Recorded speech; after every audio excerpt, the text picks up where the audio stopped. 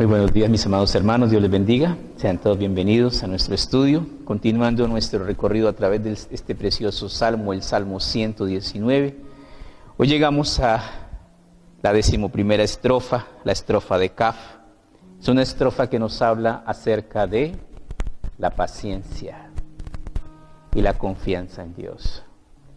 Es muy difícil para nosotros en un mundo en donde las cosas son rápidas, en donde nos acostumbramos a tener todo ya, aprender a ser pacientes. La paciencia es la virtud de los sabios, pero muchas veces nosotros queremos llevar el mundo hacia las cosas de Dios y en el plano divino Dios no tiene afán. Un día delante de Dios es como ¿qué? 1000 años, y 1000 años como un día. El Señor no anda como nosotros a toda prisa porque se le acabó el tiempo. No tiene prisa. El Señor hace las cosas perfectas. ¿Cuándo? Cuando Él quiere. Sí, si Él quiere.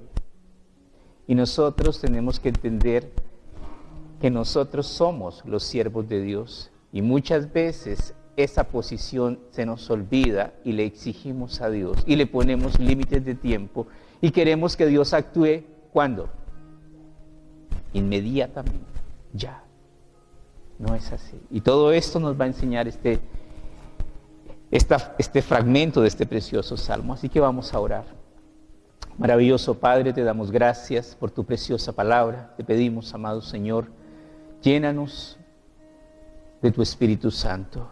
Llénanos del conocimiento de la verdad. Llénanos de esa verdad viva, Señor, que nos enseña cada día cómo debe ser un verdadero siervo de Dios. ¿Cuáles son los requisitos, Señor, que tú demandas de cada uno de tus hijos, Señor? Guarda nuestra fe, guarda nuestro corazón en ti. Permite, Padre Celestial, que día tras día, Señor, crucifiquemos ese viejo hombre, dejemos de hacer nuestra voluntad, dejemos de vivir a nuestra manera y aprendamos a vivir a tu manera, Señor. El mundo no gira alrededor de nosotros. Nosotros no tenemos la última palabra. Tú la tienes, oh Dios. Todo proviene de ti, todo volverá a ti, oh Dios amado. Danos la sabiduría y la sensatez para comprender, para entender que nuestra vida está siendo escudriñada y que todos nuestros actos tendrán consecuencias y que un día cosecharemos, Señor, el fruto de nuestras obras. Danos corazón sabio y entendido, Señor, que viva conforme a tu palabra. Que te tema, que te ame, que te sirva, que comprenda, Señor, que como siervos nuestro deber y nuestro privilegio y nuestro honor es servirte, Señor. Bendícenos, Padre Celestial. Ayúdanos en nuestras necesidades, en nuestras debilidades, en nuestras enfermedades, en nuestras tomas de decisiones, oh Dios eterno, ten misericordia de nosotros. Levanta tu preciosa mano, Señor, y bendícenos. Toma, Padre Celestial, nuestros afanes, preocupaciones, nuestros anhelos, nuestros sueños, Señor, y ayúdanos, Señor, a estar tranquilos, porque las preocupaciones, Señor, también nos pueden matar. Ayúdanos a vivir tranquilos sabiendo que tú tienes cuidado de nosotros y que conforme a tu santa voluntad tú harás proezas en medio de nuestra vida. No hay nada imposible para ti, Señor, y nosotros confiamos en ti, esperamos en ti, Señor.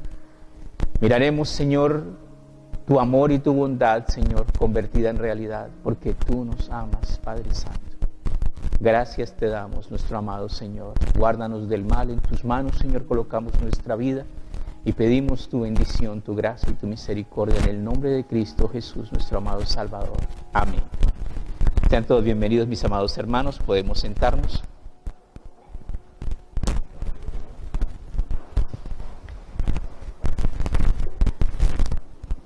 Abramos nuestras Biblias en el libro de los Salmos, en el capítulo 119. Llegamos a la 11ª estrofa, Kaf. Y nos viene a hablar mucho acerca de la paciencia y también nos viene a organizar nuestros pensamientos, porque el Señor dice, porque mis pensamientos no son como vuestros pensamientos. Iniciamos nuestro primer versículo. Versículo 81 dice, desfallece mi alma por tu salvación, mas espero en tu palabra. ¿Algún día te has sentido desfallecer? ¿Algún día te has sentido morir? ¿Algún día te has sentido con ganas de morirse? ¿Algún día has dicho, Señor, me quiero morir? Desafortunadamente suele ocurrir que nosotros muchas veces vamos a sentir y a experimentar cosas que no son conforme a la voluntad de Dios. El salmista, este salmo es conocido como la medianoche del Salmo 119. El salmista está pasando por una situación muy complicada. Posiblemente nos dice en el Salmo que está siendo perseguido y ya casi lo cogen sus enemigos. También nos habla de algunas referencias que posiblemente está enfermo.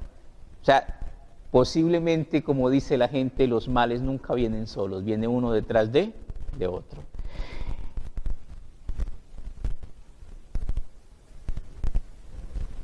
Nuevamente el versículo 81, desfallece mi alma por tu salvación. El camino a la salvación es un camino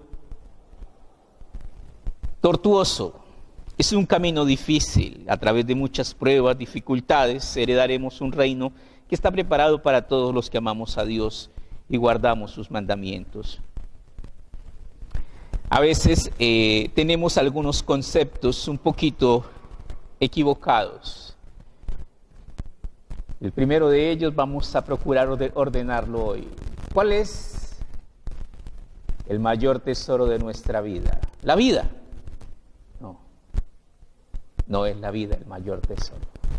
Entonces, ¿cuál es el mayor tesoro? El mayor tesoro tiene un nombre y se llama ¿cómo? Jesús de Nazaret. Ese es el mayor tesoro de esta vida. Y muchas veces conocemos de Cristo y sabemos de Cristo, pero no vivimos verdaderamente una vida que le agrade y le complazca a Él. Primera de Corintios, en el capítulo 5, versículo 5. Primera de Corintios 5, 5.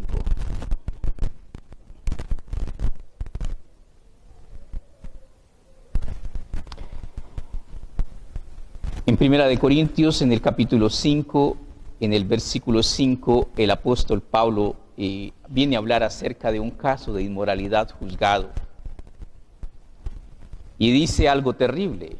El tal sea entregado a Satanás para destrucción de la carne, a fin de que el espíritu el tal sea entregado a Satanás para destrucción de la carne, a fin de que el espíritu sea salvo en el día del Señor. Aquí nos habla acerca de la inmoralidad que hoy día, en el tiempo en que estamos viviendo, es el pan diario. Y nosotros tenemos que aprender a vivir de una manera diferente. Lo que el Señor demanda de cada uno de nosotros no es una vida de inmoralidad, es una vida de santidad. Y esa vida de santidad lleva consigo un sello muy especial y ese sello es la presencia de Cristo en nuestra vida. Dios quiere que nosotros aprendamos a vivir en medio de un mundo perverso, en medio de un mundo pervertido, de una manera santa, justa y buena. El mayor tesoro que nosotros tenemos es Jesucristo. La pregunta que el Señor, nuestro Dios, hará en el cielo cuando lleguemos allí es: ¿qué hiciste con mi Hijo? ¿Le recibiste como tu Señor y tu Salvador? Y no todo el que dice Señor, Señor entrará al reino de los cielos, sino el que hace la voluntad de mi Padre que está en los cielos. ¿Qué quiere decir todo esto? No son los oidores de la palabra los que se salvan, sino los hacedores de ella.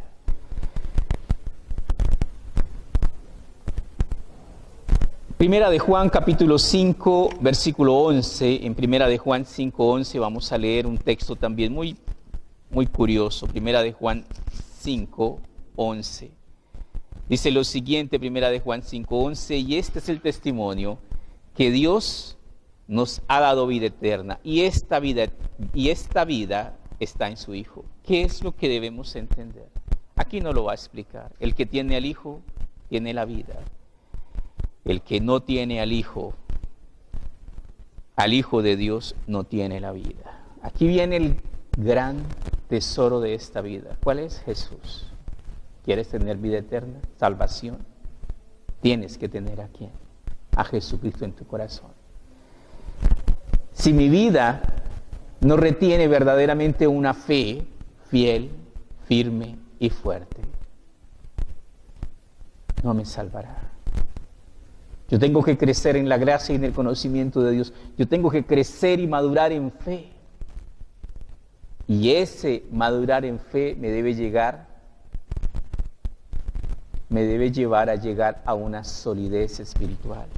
Pero muchas veces no hemos entendido la seriedad de la situación que nosotros vivimos. ¿Cuál es? Es tu vida la que está en juego. Vamos a ver más cosas acerca de la situación. Vuelvo a leer estos versículos que nos dice acá en Primera de Juan 11 y 12. Y este es el testimonio que Dios nos ha dado, vida eterna, y esta vida está en su Hijo. El que tiene al Hijo tiene la vida, y el que no tiene al Hijo de Dios no tiene la vida. Ese es el testimonio que el Señor nos ha dado. El asunto más importante de toda la Biblia se llama Jesús. El tema más maravilloso de toda la profecía: he aquí la Virgen concebirá y dará a luz un hijo y llamará su nombre Jesús. El personaje, hablando del mundo, más importante de la historia de la humanidad es Jesús. La pregunta del millón es: ¿quién es Jesús para ti? Jesucristo le preguntó a sus apóstoles: ¿quién dice la gente que yo soy? ¿Qué dijeron? Elías, el profeta, Juan el Bautista. Y luego lo hizo personal y les dijo: ¿y vosotros, quién decís que yo soy? Entonces Pedro le dijo: tú eres el Cristo, el Hijo del Dios viviente. Bienaventurado eres tú, Simón, hijo de Jonás, porque esto no te lo reveló ni carne ni sangre, sino mi Padre que está en los cielos. Entonces tenemos nosotros que colocar las cosas de nuestra vida en orden.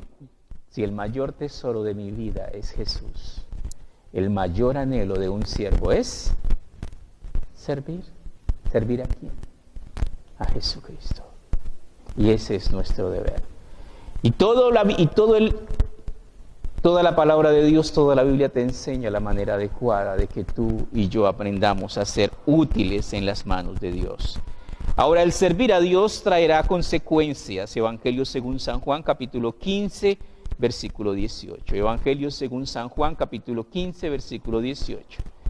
A veces creemos que si yo sirvo a Dios, esto es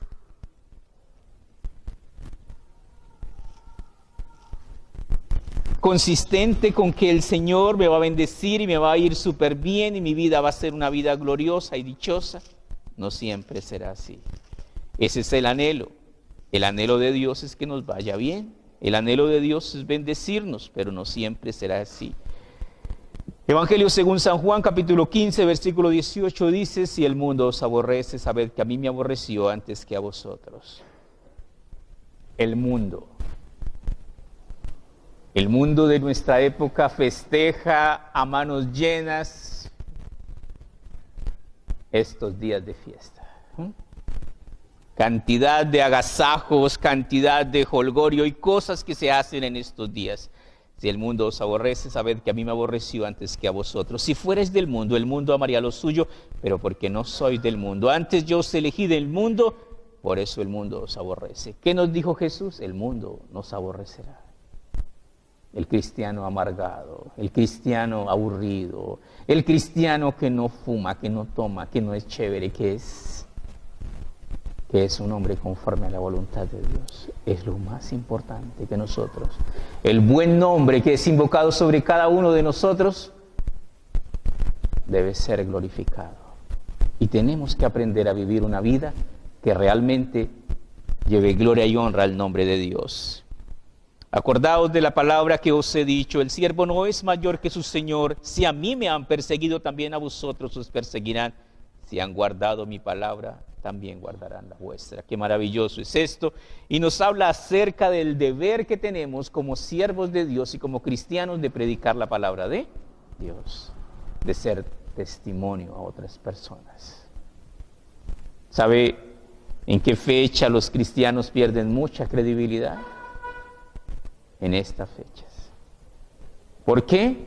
Porque muchas veces hacen lo que no es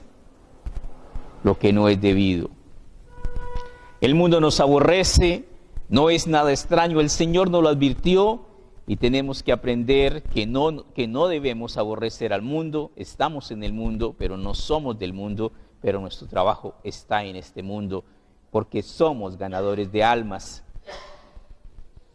Primera de Pedro, capítulo 4, versículo 12, Primera de Pedro 4, 12, nos habla acerca de las dificultades que vienen a través de la vida o del vivir como cristianos. Primera de Pedro 4.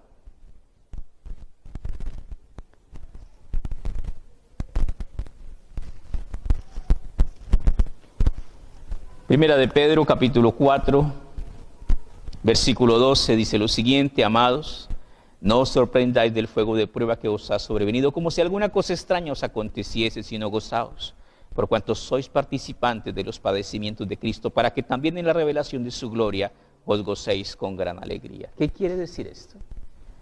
Un día la revelación de la gloria de Dios será expuesta y todo ojo le verá y toda rodilla se doblará, y entonces todo lo oculto quedará en evidencia. Todas las vidas de todos nosotros serán puestas a prueba y cada uno recibirá su recompensa o su castigo de parte de quién, del que conoce todas las cosas. No importa debajo de qué piedra te escondas, hasta allí llegará a la presencia del Señor para premiarte o para castigarte. La voluntad de Dios, el anhelo de Dios, lo encontramos de una manera muy hermosa en el libro de Deuteronomio.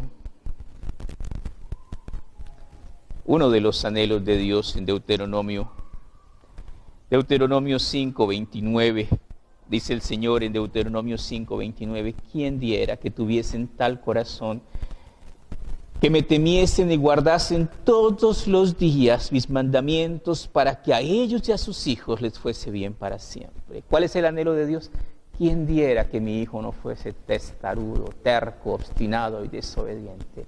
¿Quién diera que le dieran un corazón sabio, que comprendiera que el obedecer la palabra de Dios se va a convertir en su herencia, su bendición, su gracia, su bienaventuranza? ¿Quién diera que tuviesen tal corazón, que me temiesen y guardasen todos los días mis mandamientos, para que a ellos y a sus hijos les fuese ¿cómo? Les fuese bien para siempre. Volvemos a nuestro estudio y leemos el siguiente versículo del Salmo 119.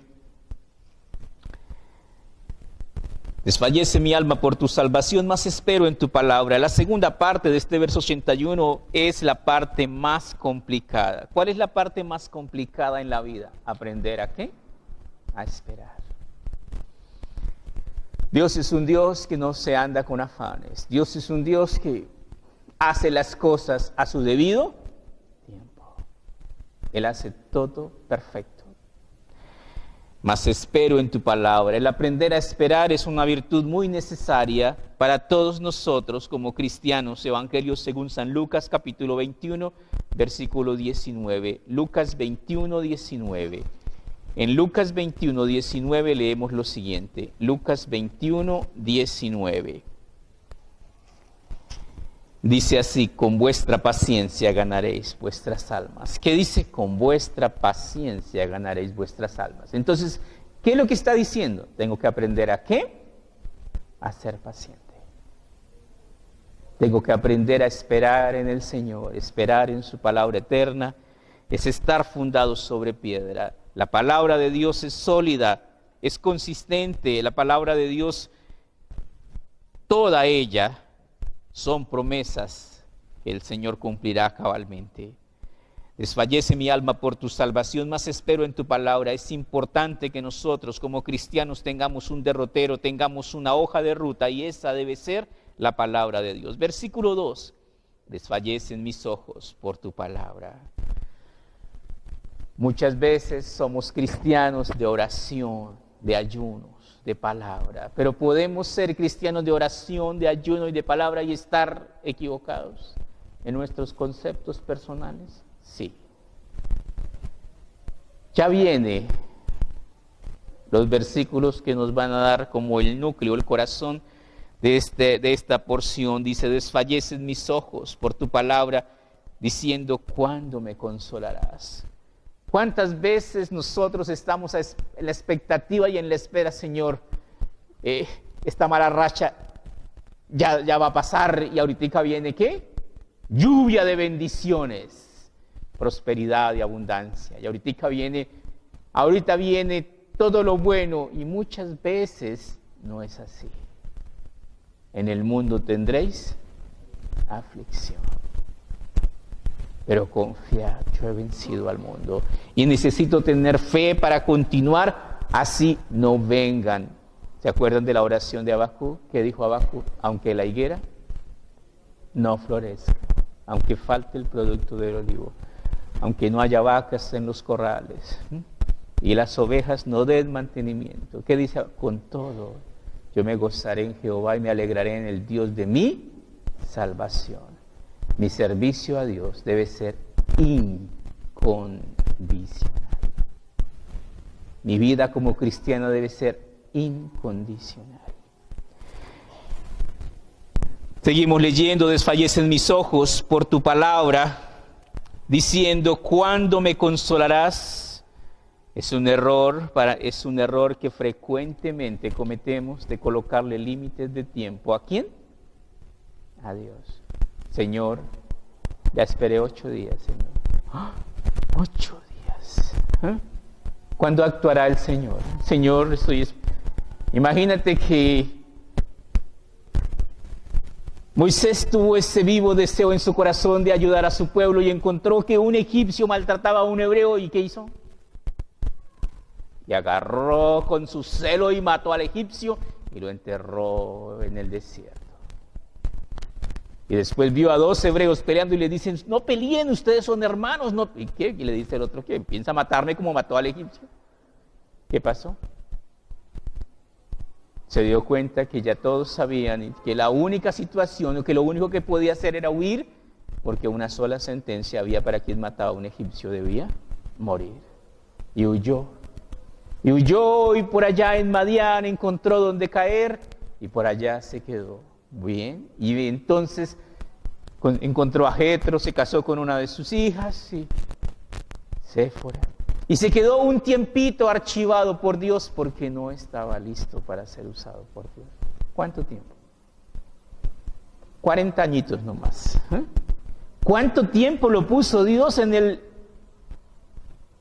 diríamos en el refrigerador, pero más bien sería la olla de presión, porque estaba en el desierto cuidando ovejas? El príncipe de Egipto, el heredero al trono, ¿ahora qué era? Un sucio pastor de ovejas, porque para un egipcio un pastor de ovejas era algo abominable. Y en el desierto aprendió a ser, ¿qué? Paciente. Después de 40 años de estudio en la Universidad del Desierto, entonces el Señor le dijo, ya está bueno, vaya, te enviaré a Egipto y liberarás a mi pueblo. Dios no tiene afán. ¿Cuánto necesito para prepararme para servir al Señor? Él lo dice. Dios llama, Dios equipa, Dios envía. Dios es el que hace las cosas de una manera maravillosa. Nuestra paciencia a veces es muy corta, mas la paciencia de Dios no tiene límites. En 2 de Pedro, capítulo 3, versículo 8, dice, mas, oh amados, no ignoréis esto, que para el Señor un día es como 1000 años, y 1000 años como un día. Dios, en su soberanía, que a veces olvidamos, que el que manda, ¿quién es? Él. Él perfectamente puede responder mi oración con un sí. Y estoy feliz cuando me dice que sí. Con un no. O con un espere. Y un espere en el tiempo de Dios, ¿cuántos años pueden representar? Muchos, muchos años. Definitivamente tenemos que ejercitar la paciencia. Aquí el salmista nos viene a decir, este versículo, esta parte final del versículo 82 dice, ¿cuándo me consolarás? Es esa impaciencia que tenemos dentro, porque estoy como odia al humo, pero no he olvidado tus estatutos. ¿Qué significa eso, Señor? Me estoy haciendo viejo ya. Señor, hace tanto tiempo que le he pedido que me ayude en esto y nada. ¿Se acuerda de cuando el ángel le apareció a Jeremías a la derecha del altar? ¿Y qué le dijo Jeremías? Tus oraciones han sido oídas. ¿Y quién era Jeremías? Un sacerdote de Dios. ¿Y cuáles eran las oraciones de Jeremías? Quiero tener un hijo, Señor. Pero su esposa era estéril. El padre de Juan el Bautista, ¿sí era Jeremías? Era Zacarías, gracias. Zacarías. ¿Y qué? Y Zacarías se turba por ver al ángel, pero ¿qué le dijo el ángel? Tus oraciones han sido oídas. Esperó mucho tiempo. Su esposa ya era muy vieja. Y allí obtuvo esta respuesta de sus oraciones. Paciencia, versículo 84. ¿Cuántos son los días de tu siervo? Ahora fíjese cómo el salmista está en esta agonía de que me voy a morir y no voy a ver ¿qué? Cumplida mi venganza. Y esta es otra parte que también nosotros tenemos que reflexionar y cambiar nuestra manera de pensar, porque no es como nosotros pensamos. Las cosas de Dios han cambiado de una manera muy hermosa. ¿Cuántos son los días de tu siervo? ¿Cuándo harás juicio contra los que me persiguen? ¿Sí se dan cuenta? ¿Qué es lo que quiere el salmista? Lo que nosotros pediríamos, Señor. Pártele los dientes, Señor. No los dejes, Señor. Señor, cobra mi venganza, porque tú has dicho, mía es la venganza, yo pagaré. Señor, yo quiero ver mi deseo sobre mis enemigos. Hay una parte muy hermosa que está en el Nuevo Testamento y que nos habla acerca de los enemigos. Mateo capítulo 5, versículo 21. Mateo capítulo 5, versículo 21.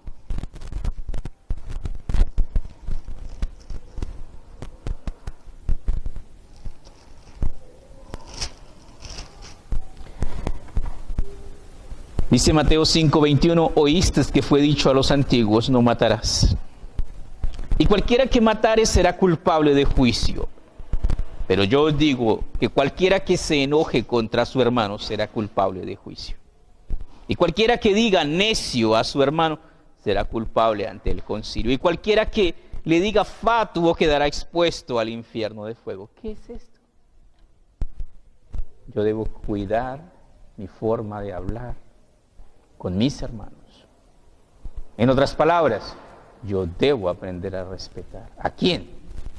A mis hermanos. Mi libertad llega hasta donde encuentro ¿a quién?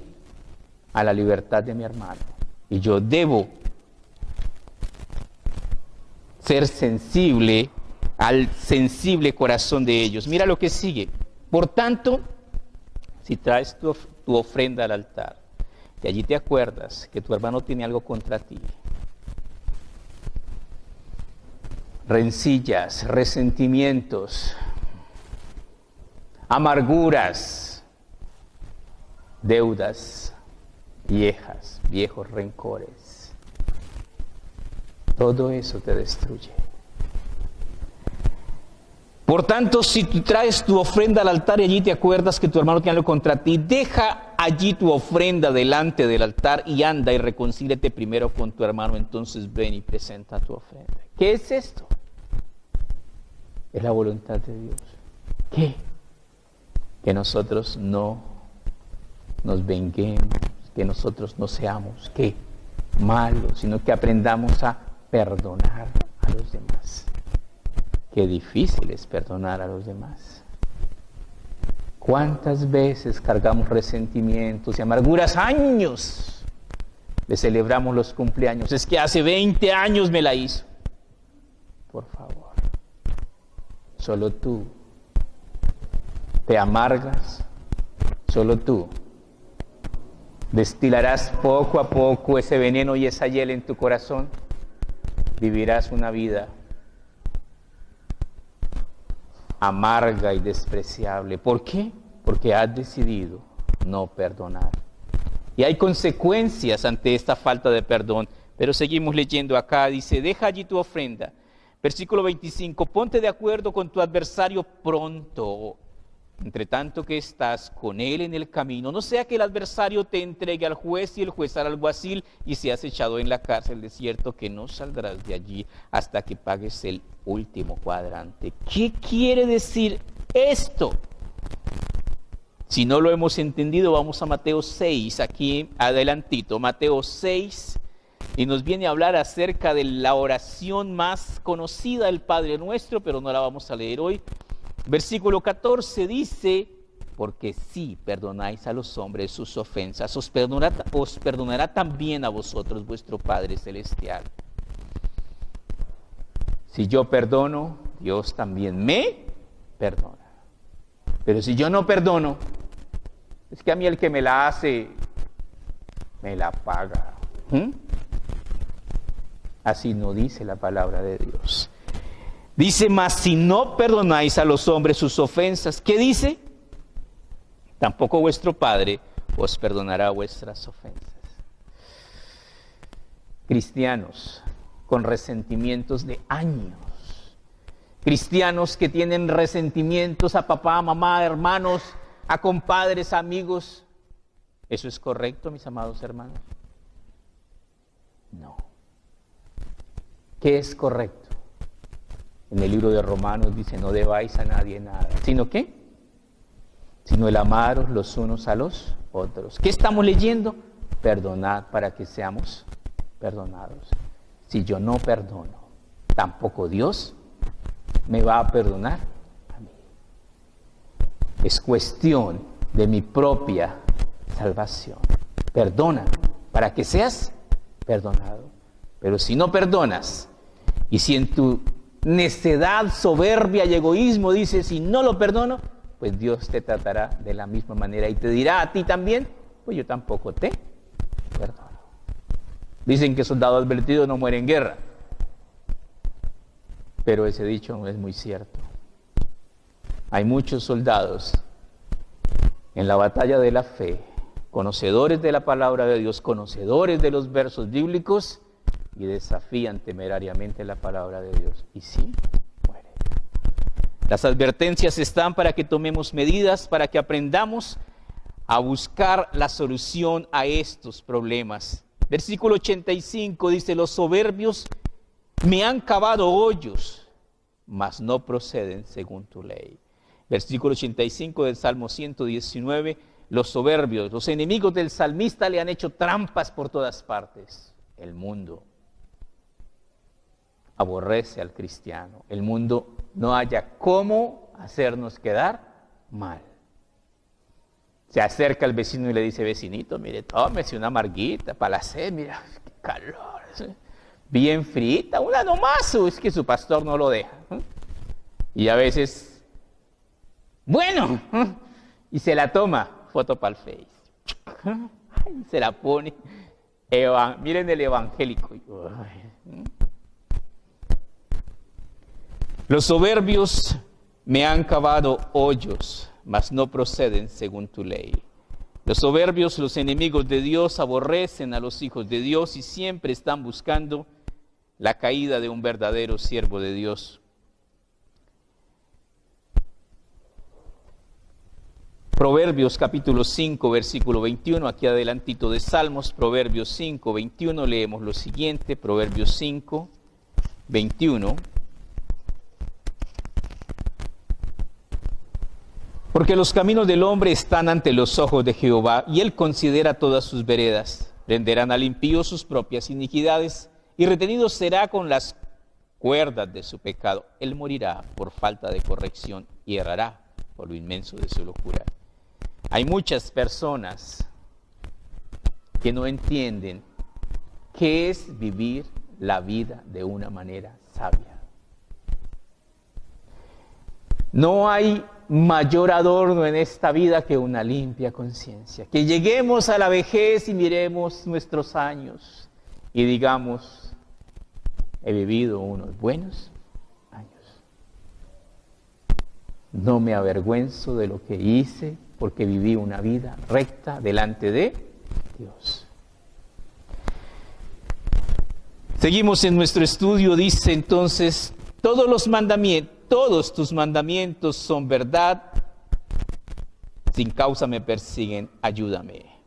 Qué maravilloso es esto. El salmista se encuentra en una situación muy tremenda, tiene sus enemigos a su alrededor, pero reconoce que la palabra de Dios es verdad. Segunda de Timoteo 3, 16 y 17 nos habla acerca de la palabra del Señor. Segunda de Timoteo 3, 16 y 17.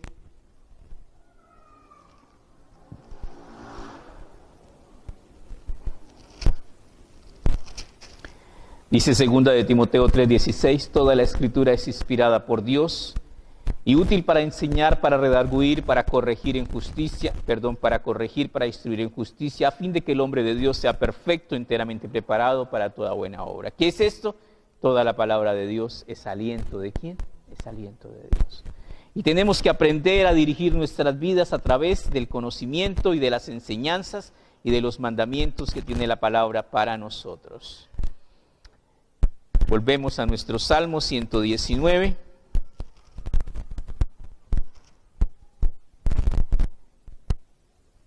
Todos los mandamientos, todos tus mandamientos son verdad. ¿Qué propósito tienen los mandamientos de Dios en la vida de un cristiano? Perfeccionar a los santos. ¿Para que qué? Para que seamos, ¿qué? Probados y aprobados por Dios. Un verdadero cristiano tiene que marcar un paso diferente en su caminar. Somos distintos. ¿Por qué? Porque ellos van para un lugar y nosotros vamos para otro lugar. Y esas diferencias tienen que ser palpables. Nosotros somos diferentes porque no somos de este mundo. Entonces seguimos acá, dice, todos tus mandamientos son verdad, sin causa me persiguen, ayúdame. Casi me han echado por tierra, pero no he dejado tus mandamientos. ¿Qué quiere decir ese casi? Casi. Por poquito y lo alcanzan, casi me han echado por tierra. Salmo 37, versículo 12, un poquito atrás, Salmo 37, versículo 12.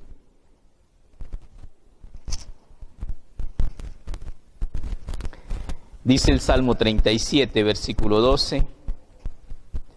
Maquina el impío contra el justo y cruje contra él los dientes. El Señor se reirá de él porque ve que viene su día. ¿Qué es esto? Había un judío que se llamaba Mardoqueo. ¿Saben la historia, no? Mardoqueo, bueno, algunos dicen que era tío, que era primo de la reina Esther. Y Mardoqueo le dijo a la reina Esther, no diga su procedencia. Entonces ella guardó el secreto, no dijo que era judía. Pero había un hombre, un príncipe llamado Amán, y este Amán le tenía una rabia a ese judío Mardoqueo, que dijo, ay, yo tengo que hacer algo para vengarme de ese judío, porque el rey me honra, pero cuando llego y veo a ese judío, se me acaba toda la vida. Entonces, ¿qué mandó a hacer Amán? Hagan una horca nueva, pero bien buena, o sea, que quede, mejor dicho, de que un vientico nomás se haga rodar esa horca. ¿Quién fue ahorcado en esa horca? Amán fue ahorcado en esa horca. ¿Para quién la hizo Amán? Para Mardoqueo. Ay, algún día, el día que yo lo vea colgar ahí y patalear ese día. Ay, ¿quién fue colgado ahí y pataleó ahí?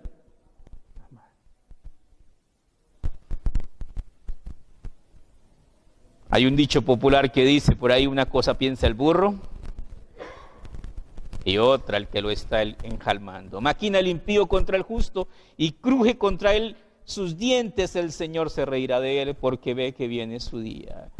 Los impíos desenvainan espada y entesan arco para derribar al pobre y al menesteroso, para matar a los de recto proceder. Su espada entrará en su mismo corazón y su arco será quebrado. ¿Qué quiere decir esto? Confía en Dios. ¿Y qué va a pasar? Mira, ten fe. Al que tiene fe, todo le es posible. Hay un versículo muy maravilloso que está en el Salmo 34, versículos 7 y 8. Salmo 34, versículos 7 y 8. Salmo 34, dice el versículo del Salmo 34, versículo 7 y versículo 8. El ángel de Jehová acampa alrededor de los que le temen y los defiende. Es un versículo de protección precioso. A veces pensamos que estamos en un mundo, aquí os envío como ovejas en medio de lobos y estamos desprotegidos. No estamos desprotegidos. ¿Él está con quién? Con nosotros. Él nos defiende. ¿Pero qué debo hacer con mis enemigos? ¿Los voy a matar? No, los voy a matar. No, ¿qué voy a hacer con mis enemigos? Confía en quién? En Dios. Y Él hará. Este versículo es precioso y nos dice: el ángel de Jehová acampa alrededor de los que le temen y los defiende. Gustad y ved que es bueno Jehová, dichoso el hombre que confía en Él. ¿Qué debo hacer? Confiar. ¿Qué es confiar? Ten fe. Dios está con nosotros. Dios nos va a ayudar. A través del valle de sombra de muerte, como dice el Salmo, tu vara y tu cayado me infundirán aliento. Dios nos ayudará en cualquier situación que pasemos en nuestra vida. El Señor estará con nosotros. Él ha dicho: yo estoy con vosotros todos los días hasta el fin del mundo. Él nos socorrerá. Él es nuestro amparo. Él es nuestra fortaleza. Primera de Juan, capítulo 1, versículo 5. Primera de Juan, capítulo 1, versículo 5. Casi llegando al libro de Apocalipsis. Primera de Juan 1, 5. Este es el mensaje que hemos oído de Él y os anunciamos. Dios es luz y no hay ningunas tinieblas en Él. ¿Qué quiere decir esto? Toda la palabra de Dios es limpia, preciosa, pura. Dios jamás te exigirá hacer algo que sea, ¿qué? Inmoral, turbio, nada. Si decimos que tenemos comunión con Él y andamos en tinieblas, mentimos y no practicamos la verdad. ¿Qué es esto? La vida diaria de un verdadero cristiano debe ser luz. Versículo 7. Pero si andamos en luz como Él está en luz, tenemos comunión unos con otros y la sangre de Jesucristo nos limpia de todo pecado. Si decimos que no tenemos pecado, nos engañamos a nosotros mismos y la verdad no está en nosotros. ¿Necesitamos a Jesucristo? ¿Necesitamos perdón de pecados? Sí. Si confesamos nuestros pecados, Él es fiel y justo para perdonar nuestros pecados y limpiarnos de toda maldad. Si decimos que no hemos pecado, le hacemos a Él mentiroso y su palabra no está en nosotros. Todos nos descarriamos como ovejas. Cada cual se apartó por su camino, mas Jehová cargó en Él el pecado de todos nosotros. La gracia y el amor de Dios se manifestaron en el hombre Jesucristo, y Él vivió y murió para que nosotros aprendamos a vivir una vida conforme a los mandamientos de Dios. Terminamos nuestro estudio, dice: vivifícame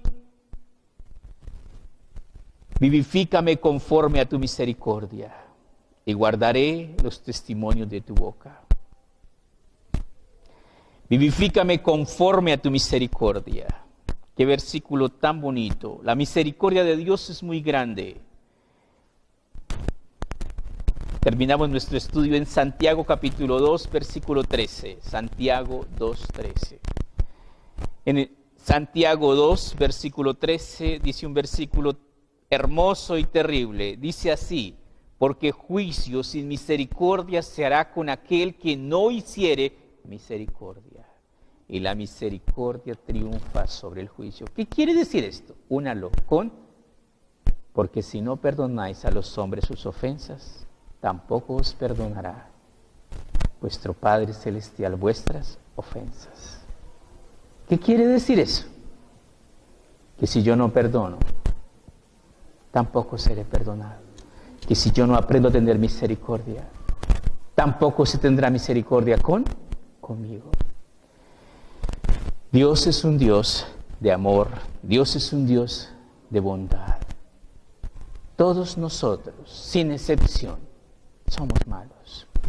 El apóstol Pablo lo dice de una manera muy práctica. Yo sé que en mí, esto es en mi carne, no mora el bien, porque el querer el bien está en mí, pero no el hacerlo.